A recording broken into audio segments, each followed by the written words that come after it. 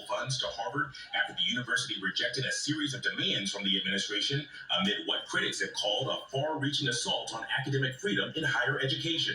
The Trump administration demanded that Harvard end its diversity, equity, and inclusion initiatives, reform its admissions and hiring processes, and submit to monitoring by federal regulators, in addition to changing programs that they claimed have egregious records of anti-Semitism and other bias.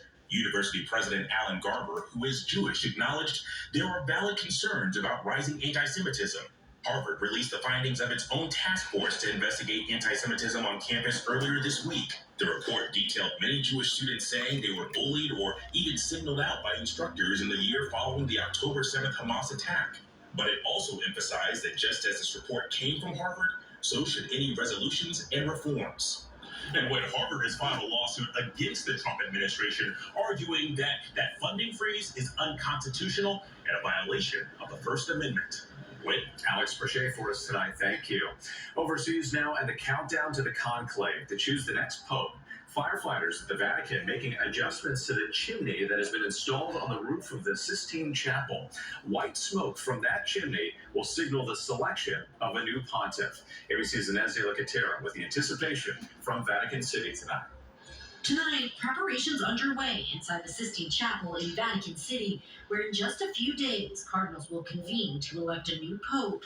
Workers setting up the stove where cardinals will place their ballots to be burned. The white smoke from the chimney letting the world know the Catholic Church has a new leader. The Vatican saying 131 of the 133 elected cardinals are now believed to be in Rome, experiencing a kind of rock star status, mocked by reporters of the general populations. Their every move making headlines around the world. We sat down with Canadian Cardinal Charity, who will be voting in the upcoming conclave. He pushed back on the notion that this is a complex negotiation of sorts. This is not a political convention. We're not dealing and wheeling in order to create a consensus. We're entering spiritually, prayerfully, having listened to one another as deeply as we can. Charity saying he's not seeing much unity amongst the cardinals, yet urging the faithful not to worry. Praying and be hopeful, and when we discover who is the Holy Father, let's all rally. Among those being floated as potential contenders, Italian Cardinals Parolin and Zuppi, who were both close to Francis, as well as Cardinal of Jerusalem Pizzaballa, American Cardinal Prevost, and Philippines Cardinal Tagle. And across Italy, thousands of people are now playing Fanta Papa, a Catholic twist on fantasy football fueled by anticipation of the upcoming election. But remember, no one expected to see a Pope Francis. And all of it gets underway next week. Inez de la Catera, thank you. There's still much more ahead on World News Tonight this Saturday. Voters are deciding right now if SpaceX headquarters should become its own city. And what a survival story. 5 people rescued after being forced to land in waters filled with alligators. When my doctor gave me Breasttree for my COPD, things changed for me.